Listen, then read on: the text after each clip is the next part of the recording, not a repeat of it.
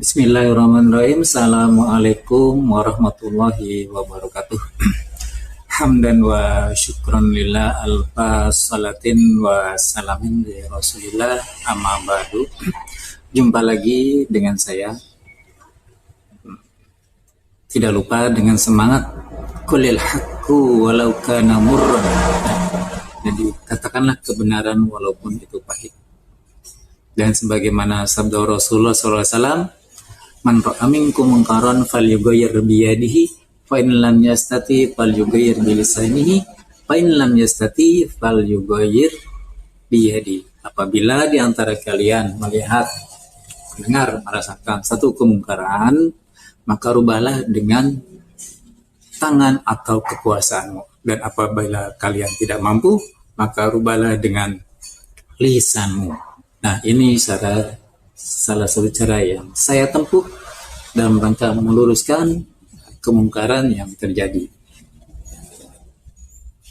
Mari saat ini kita coba membahas tentang salah satu pidato dari Panji Gumilang di Ma'had Al-Zaitun. Video ini saya dapatkan dari Al-Zaitun Official. Mari kita, videonya cukup panjang, cuma ini saya potong-potong, tapi insya Allah tidak mengurangi makna dan substansi yang disampaikannya. Nah, mari kita coba bahas satu persatu. Buka Al-Quran surat 41 Fussilat ayat 34 dan 35.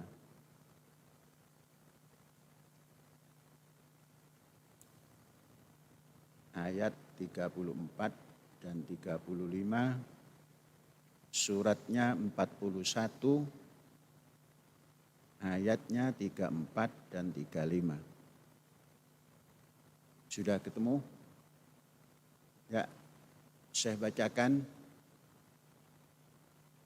A'udzubillahi minasyaitonirrajim. Wala tastawi al-hasanatu walas sayyi'ah. Idfa' billati hiya ahsan. Fa idzal ladzi bainaka wa bainahu adawatun ka'annahu waliyun hamim. Itu ayat 41, ayat 34. Ayat 35-nya, wa ma yulaqqaha illal ladzina sabaru wa ma yulaqqaha illa dzu hazzin azim. Ini ayat ditujukan kepada siapapun umat manusia, bahwa di dalam kehidupan itu ada nilai baik, ada perilaku baik, ada aktivitas baik, dan sebaliknya juga dalam hidup ini ada nilai tidak baik, aktivitas tidak baik, dan perilaku tidak baik. Jadi dua ini selalu bergandengan dalam kehidupan umat manusia. Kemudian bagaimana cara untuk menghadapi kejahatan dan kejelekan?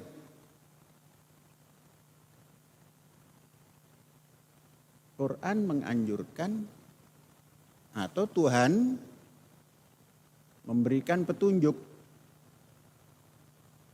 untuk menolak kejahatan,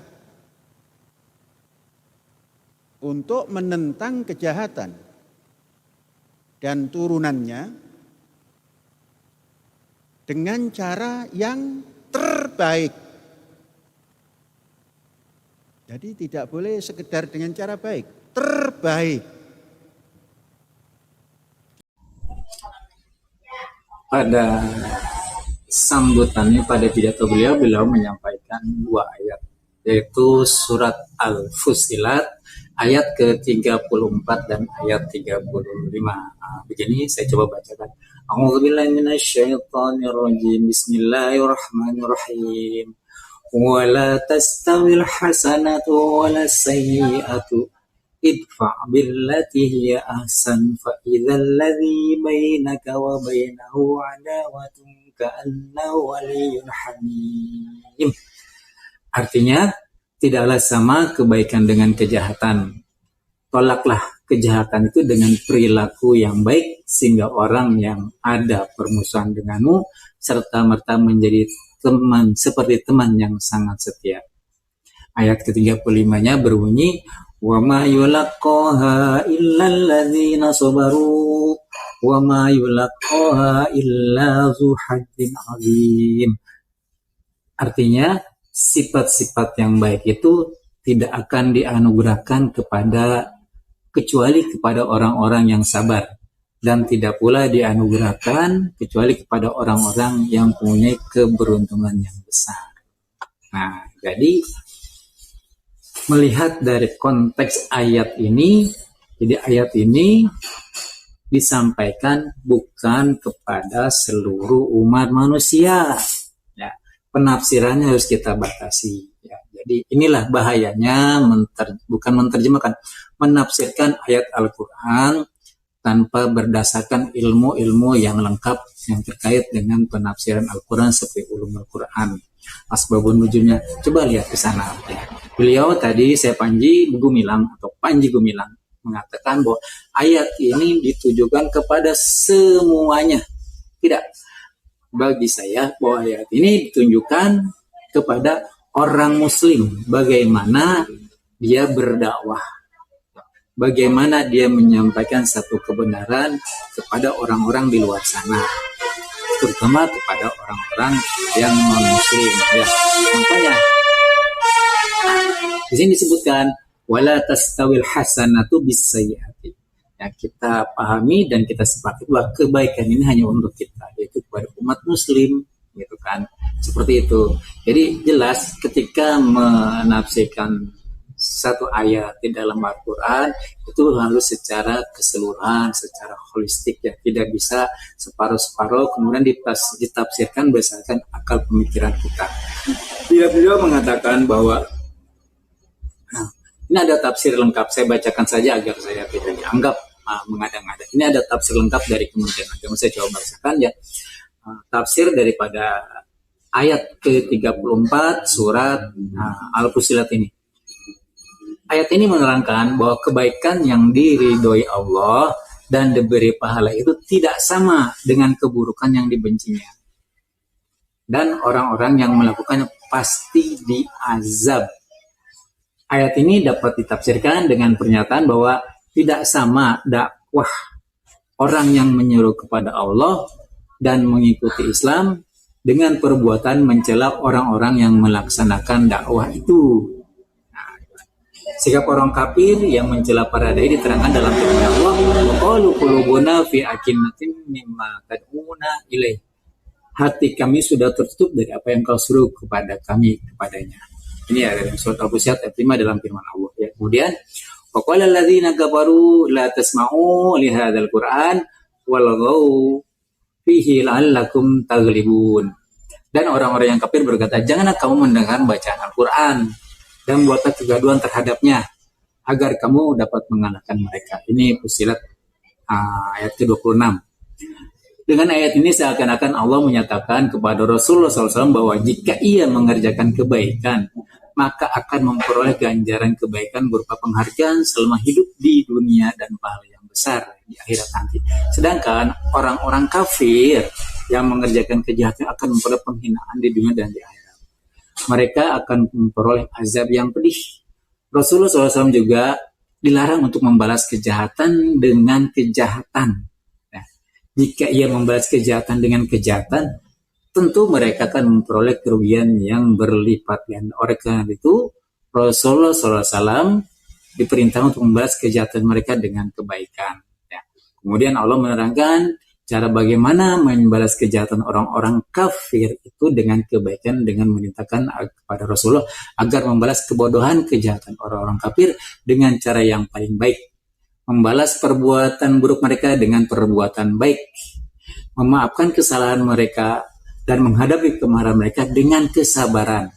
Dan jika Nabi berbuat demikian, lambat laun mereka akan menilai sendiri perbuatan mereka dan menimbulkan malu kepada mereka karena tindakan mereka itu. Allah menerangkan hasilnya akan diperoleh oleh orang-orang yang beriman jika membalas perbuatan buruk orang-orang kafir dengan perbuatan baik. Allah mengatakan jika orang-orang beriman berhasil membuat demikian, tentu permusuhan orang-orang kafir kepada mereka akan berubah menjadi persahabatan, kebencian akan berubah menjadi kecintaan. Nah, ini dari sekian tafsir yang ada di tafsir Kementerian Agama Republik Indonesia. Jadi begini, saya coba menyikapi pernyataan saya Panji seolah-olah membuat satu statement dengan menjadikan ayat Al-Quran sebagai pembenaran bagi langkah beliau ketika menghadapi penolakan akibat kontroversi yang dilakukannya di Ma'had Al-Zaitun. Sekali lagi, Al-Zaitunnya bagus, kurikulumnya bagus, insya Allah sesuai dengan kurikulum yang dikeluarkan oleh Kementerian Agama. Tapi kelakuan Panji Gumilang ini yang tidak benar. Ya. Jadi dia mencoba menafsirkan satu ayat. Ya. Padahal kita tahu keterbatasan otak manusia itu sangat terbatas. Ya.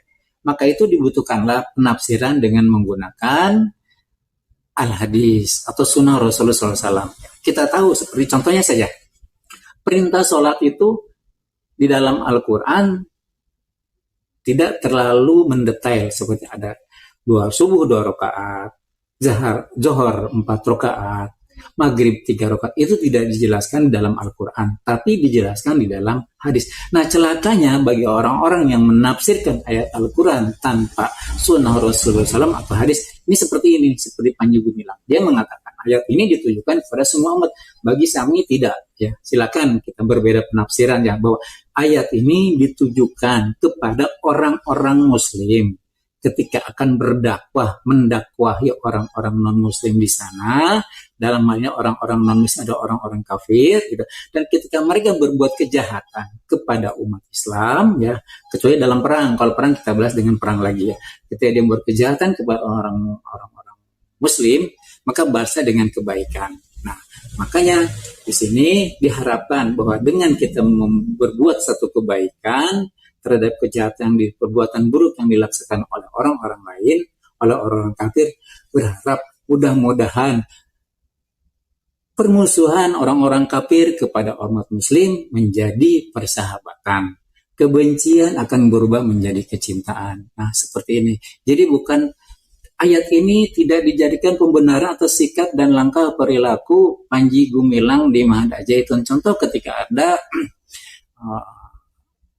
datangnya demo ke Ma'had Al-Zaitun. Dikabarkan bahwa pendemo akan membawa kurang lebih hampir 200-200-an lah. Rombongan kurang lebih 200-an pendemo. Lantas Panji Gumilang menyiapkan kurang lebih 2.000 massa di dalam Ma'had Al-Zaitun.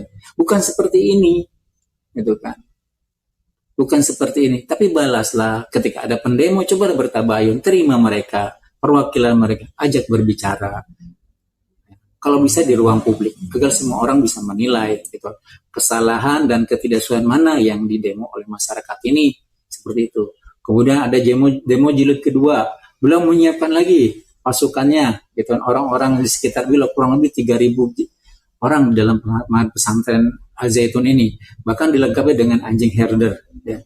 Nah, bukan seperti ini, Panji, gitu ya. Jadi sekali lagi, ayat ini ditujukan kepada umat Islam ketika mereka berdakwah. Dan ketika umat Islam mendapat perlakuan buruk, maka balaslah perlakuannya itu dengan perbuatan baik agar permusuhan dari orang-orang kafirin menjadi kebencian, menjadi persahabatan.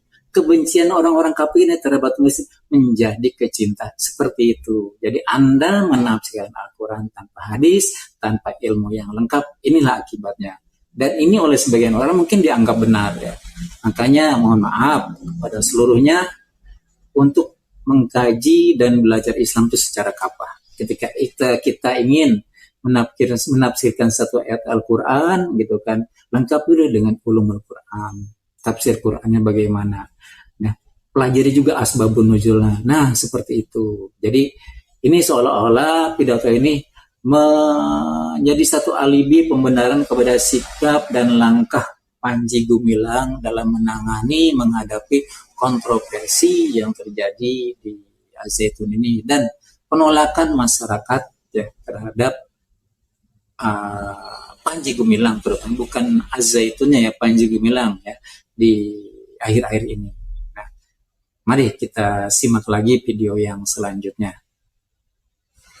Kemudian saudara-saudara, saya mendapat laporan bahwa Kepala Daerah Indramayu bercerita tentang Az-Zaitun, ada juga berbicara tentang hotel.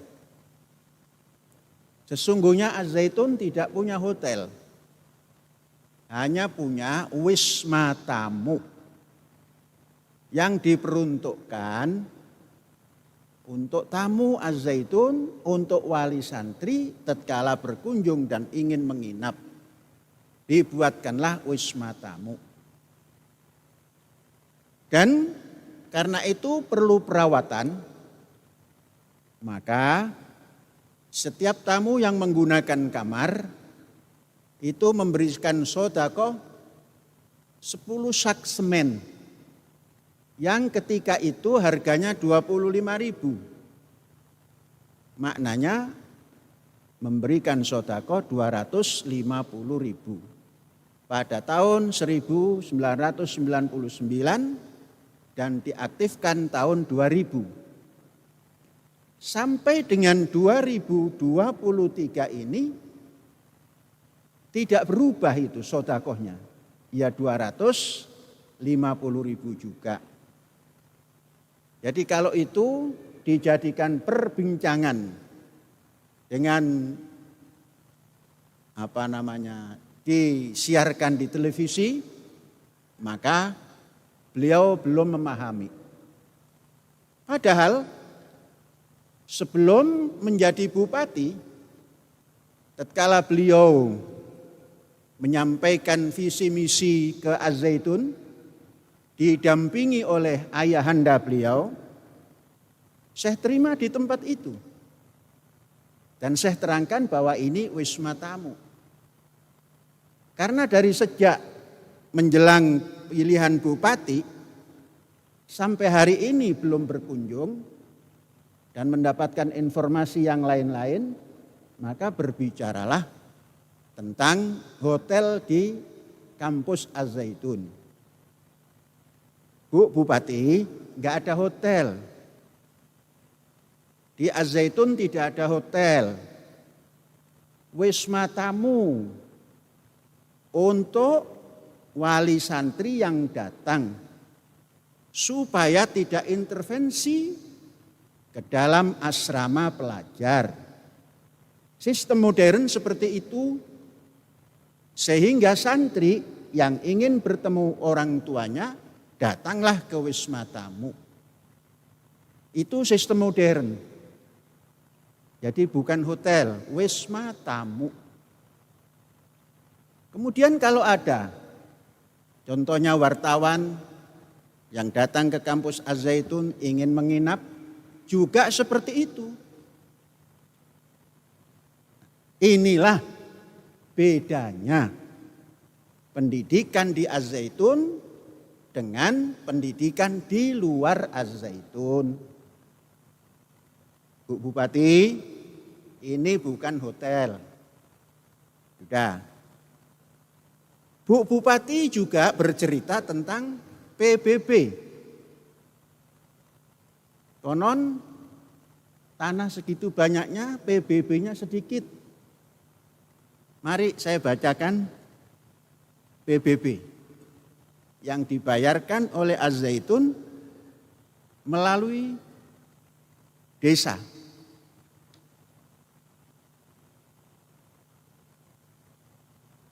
Dari tahun 18 sampai 22.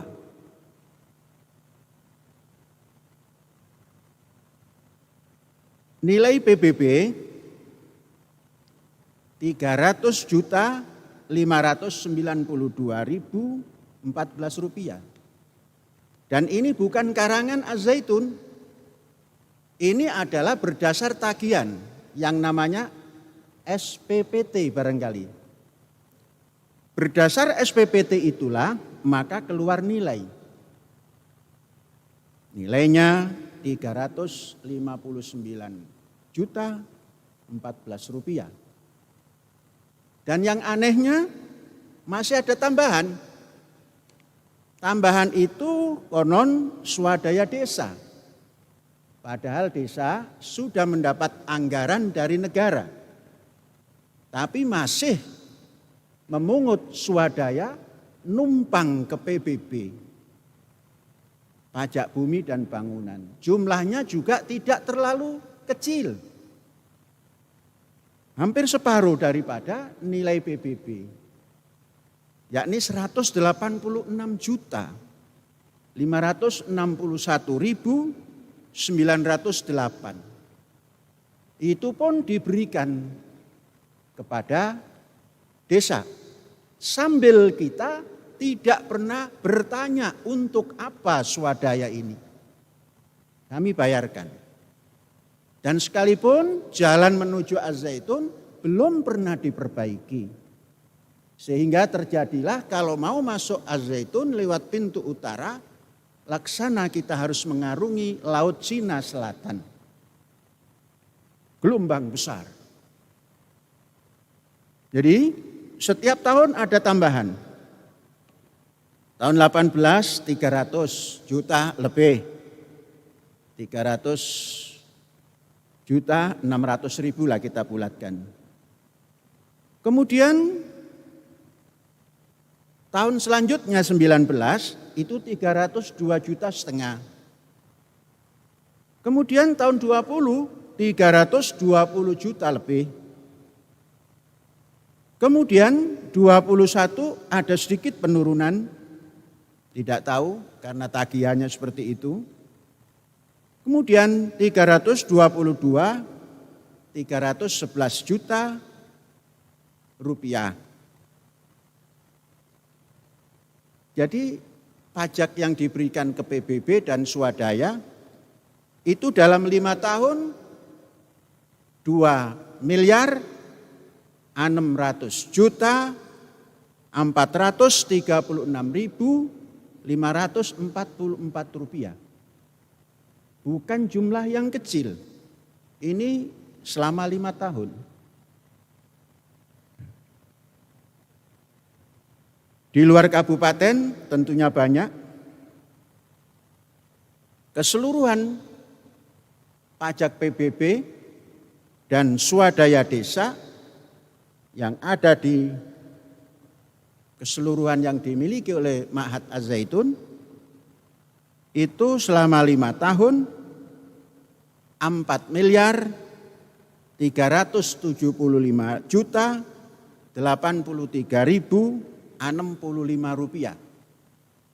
Jadi kalau ini masih dianggap kecil, ya mungkin Ibu Bupati belum memahami perpajakan. Saudara-saudara, kemudian berapa jumlah real daripada aset yang berbentuk lahan dan bangunannya? Pada tahun 21, yakni 27 Agustus 2021, aset yang diapresial oleh lembaga resmi itu ada 1.643 hektar, 78. Yaitu 1.643,78 hektar. Itu yang sudah diapresial. Yang belum masih banyak. Baik di Jawa maupun di luar Jawa. Karena setiap bulan kita menganggarkan untuk menambah aset berbentuk lahan. Berapa apresialnya? Lembaga resmi yaitu KJPP DAZ Rekan. Itu nama lembaga apresialnya. Ditaksir dan dinilai oleh lembaga apresial kekayaan aset Az-Zaitun sampai dengan tahun 2021 itu berjumlah 20 triliun 890 juta miliar 181 juta. Inilah aset daripada Az-Zaitun yang jumlah hektarnya 1.643 hektar, 78. Nilai yang di appraisal 20 triliun, catat supaya enggak lupa. 20 890 181 ribu.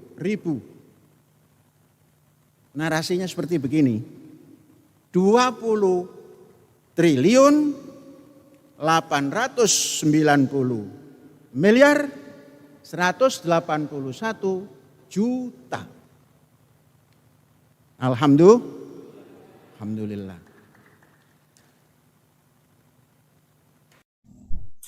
Nah, pada video ini adalah cuplikan dari video-video akhir beliau, sambutan pidato beliau ya. Jadi beliau menceritakan pertama itu bagaimana penafsiran surat Al-Fussilat ayat 34 dan 35 ya. Di pertengahan beliau mengungkapkan juga bagaimana bahwa Az-Zaitun ini bukan panitia penerima zakat. Nah, ini penafsiran yang bodoh menurut saya aja. Dia mengatakan bahwa betul Az-Zaitun tidak pernah ditunjuk sebagai panitia zakat. Tapi beliau menyelenggarakan satu gerakan harokah. Ini kan ada satu kepanitiaan. Ya. Bagaimana dia mengumpulkan dan menyalurkan zakat. Jadi sekali lagi jangan diartikan bahwa panitia tidak pernah. Jadi zakat, infak, sedekah diperbolehkan kepada semua umat, kepada semua ormas, kepada semua lembaga untuk mengumpulkan dan menyalurkannya. Jadi jangan disalahkan bahwa Zaitun tidak pernah ditunjuk sebagai penerima panitia zakat. Bukan seperti itu pemahamannya. Itu yang pertama. Yang kedua, beliau juga menyampaikan tentang aset-aset beliau yang dikumpulkan, aset-aset yang ada di Az-Zaitun dikumpulkan dari sejak tahun yang lalu sampai dengan saya berjumlah ratusan aset ya. Pertanyaannya, ini kan yayasan. Aset-aset tersebut atas nama siapa?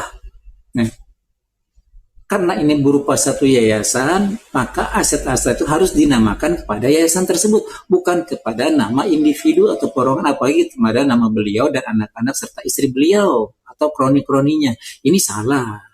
Karena nanti pertanggungjawabannya ini ada merupakan satu yayasan, kembalikan kepada yayasan. Jadi wajar ketika pemerintah Republik Indonesia memblokir rekening yang beratas nama Panji Gumilang.